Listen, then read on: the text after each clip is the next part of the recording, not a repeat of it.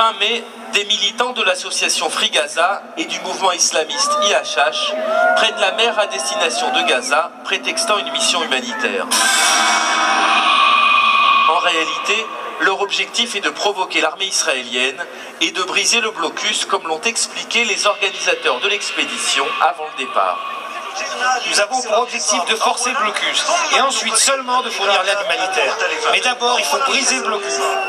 Et sur cette vidéo, tournée par des islamistes présents sur le bateau, les leaders affirment qu'ils jetteront les Israéliens à la mer s'ils montent à bord, puis ils appellent à la guerre sainte.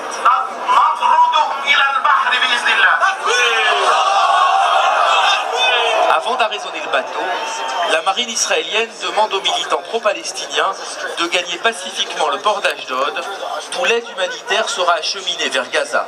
Voici leur réponse.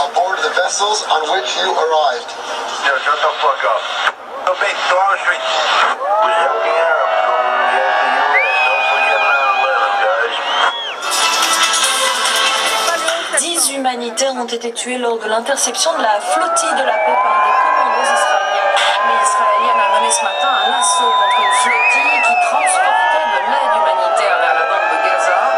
L'État hébreu est accusé d'avoir eu la main lourde en envoyant des commandos contre un convoi humanitaire. En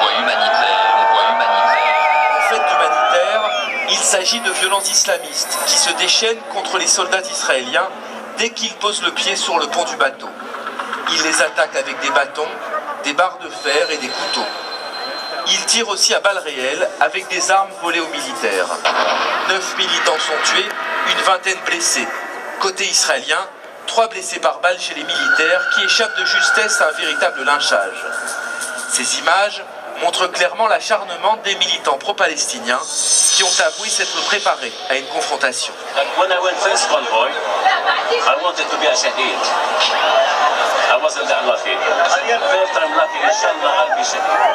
Malgré les dizaines d'armes blanches trouvées sur le bateau, le monde occidental continue de parler de ripostes disproportionnées et d'agressions israéliennes. Dans l'un des navires, nous avons trouvé toute une palette de conserves de maïs géant vert. Mais c'est pas dangereux ça. C'est une arme redoutable. Entre les mains d'un expert, elle peut assommer n'importe quel homme à plus de 30 mètres.